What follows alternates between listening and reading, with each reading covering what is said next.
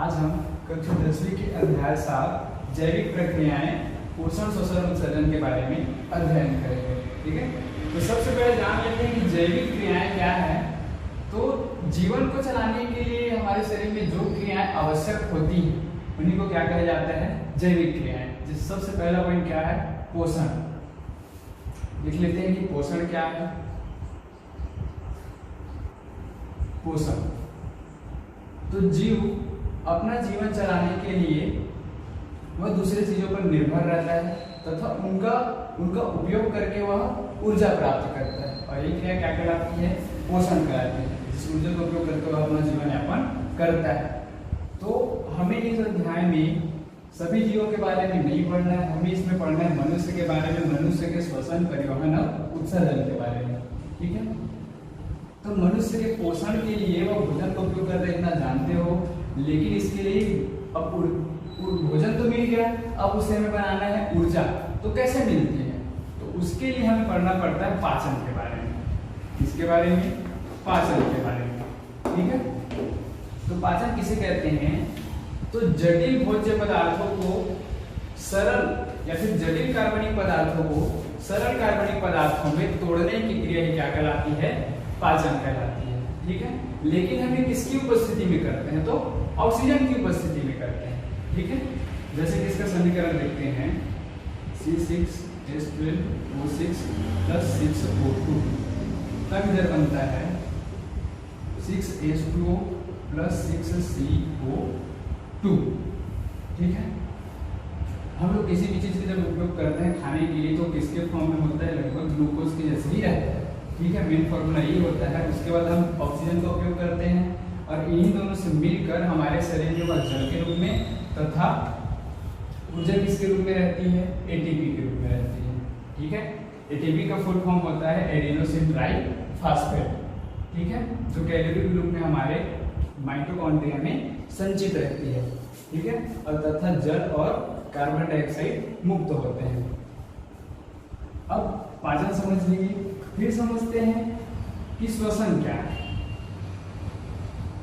श्वसन, ठीक है, तो मनुष्य का श्वसन अंगों के द्वारा वातावरण से गैसों की आदान प्रदान की क्रिया ही क्या कहलाती है, श्वसन कहलाती है। ठीक है, या फिर जीव, मनुष्य को ना लेके जीव भी बोल सकते हो, जीवों में श्वसन अंगों के द्वारा गैसों का आदान प्रदान की क्रिया क्या कहलाती है, श्वसन कहलाती है। ठीक है, फिर देखते हैं परिवहन। परिवहन क्या है, तो हमारे शरीर में वायु का आदान प्रदान हो रहा है, भोजन भी आ रहा है, लेकिन इसे ले जाने के लिए शरीर में कुछ माध्यम रहते हैं। जैसे हमारे शरीर में माध्यम क्या है, रक्त है, और रक्त के द्वारा ही ऑक्सीजन हो गया, ऊर्जा हो गया, ये सब हमारे पूरे शरीर में गमन करते रहते हैं। ठीक है, तो भोज्य पदार्थों का या फिर सभी आवश्यक पदार्थों का हमारे शरीर के विभिन्न भागों में पहुंचने की क्रिया क्या कहलाती है, परिवहन कहलाती है। और इसका वाहक क्या है हमारे शरीर में, रक्त है। ठीक है, अब देखते हैं उत्सर्जन क्या है। ठीक है, उत्सर्जन क्या है, तो हमारे शरीर में जब कोई चीजें हम अंदर ले रहे हैं तो कुछ वेस्ट पदार्थ भी बनते हैं, और उन्हीं कार्बनिक पदार्थों को या फिर अकार्बनिक पदार्थ जिनका उपयोग करने के पश्चात शेष चीजें बचती हैं, उन्हें शरीर से बाहर निकालने की क्रिया क्या कहलाएगी, उत्सर्जन कहलाएगी। और इन चारों चीजों में हमें तंत्र के बारे में पढ़ना है, जैसे कि पोषण के लिए पाचन तंत्र, श्वसन के लिए श्वसन तंत्र, और परिवहन के लिए परिवहन तंत्र, और उत्सर्जन के लिए उत्सर्जन तंत्र। ठीक है, तो इतना याद रखना कि पाचन तंत्र में हमें आहार नहीं, इसमें सबसे पहला क्वेश्चन ये बनता है कि आहार नाल क्या है। क्या है, आहार नाल। तो मुख से लेकर गुदा द्वार तक लंबी नली पाई जाती है, जो लगभग 21 मीटर की होती है। कितने मीटर, 21 मीटर की होती है, और इसी लंबी नली को क्या कहा जाता है, आहार नाल कहा जाता है। ठीक है,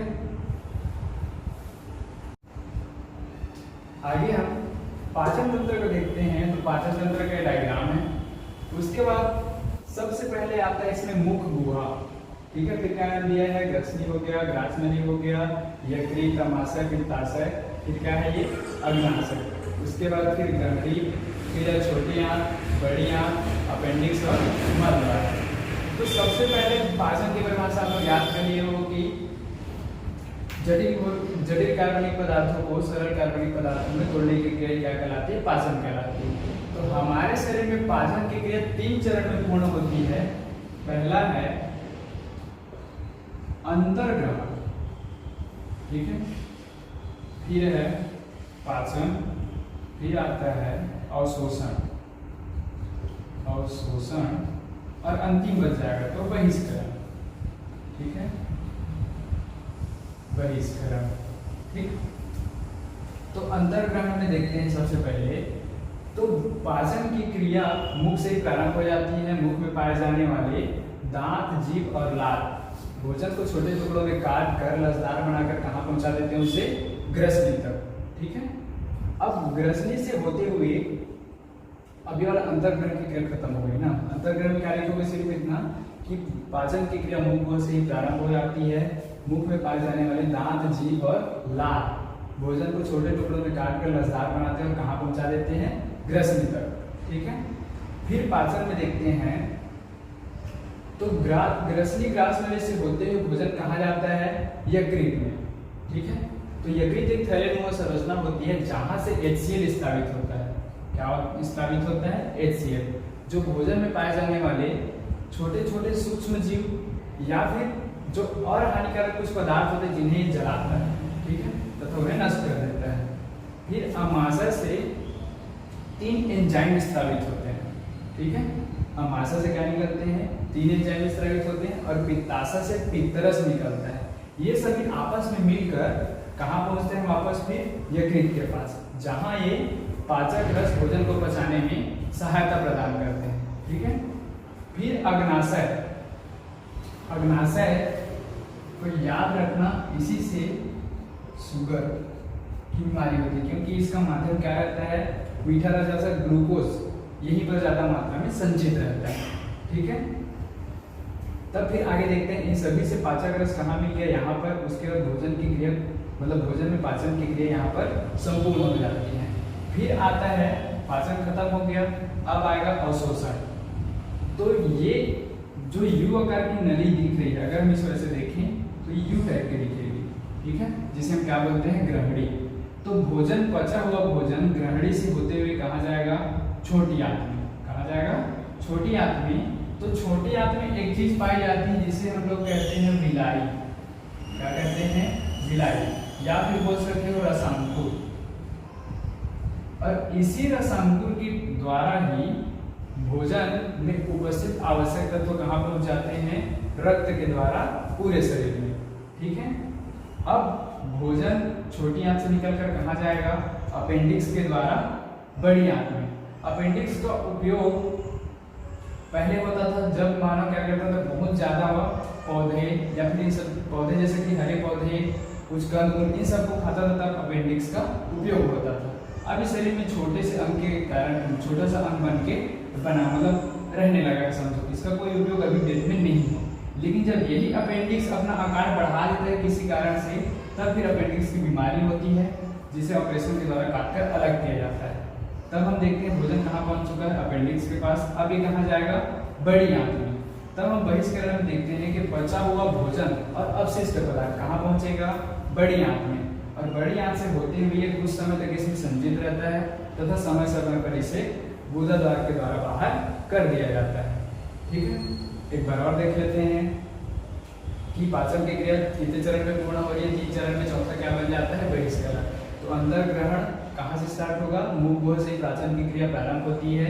मुख में पाए जाने वाले दांत, जीभ और लार ये क्या करते हैं? भोजन को छोटे टुकड़ों में काट कर लसदार बनाते हैं और ग्रसनी ग्रास नली तक पहुंचा देते हैं। अब आएगा पाचन। तो ग्रसनी ग्रास नली में आया हुआ भोजन सबसे पहले कहाँ जाता है? यकृत में। यकृत में पाए जाते हैं HCl और यहाँ 3 नलियाँ खुलती है, अमाशय, पित्ताशय और अग्नाशय। और इन सभी से अमाशय से निकलने वाला 3 एंजाइम पेप्सिन, रेनिन और म्यूसिन तथा पित्ताशय से पित्तरस और अग्नाशय इससे भी पाचक रस स्रावित होते हैं और ये सभी मिलकर भोजन को पचाने का कार्य करते हैं। अब देखते हैं अवशोषण में। तो पचा हुआ भोजन यहाँ से निकलकर कहाँ पहुंचेगा? ग्रहणी में, और ग्रहणी से होते हुए किस में जा गई ये छोटी आंत में। छोटी आंत में क्या पाया जाता है, विलाई या रसांकुर, जो भोजन में उपस्थित आवश्यक तत्व को अवशोषित करके रक्त में पहुंचाता है।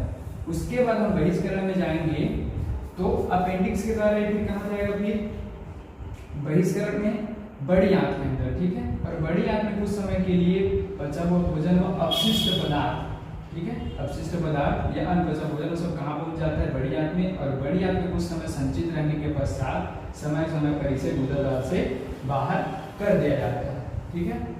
आज के लिए बस इतना ही। अगले वीडियो में हम लोग पढ़ेंगे अग्र तंत्र, श्वसन तंत्र या फिर परिवहन।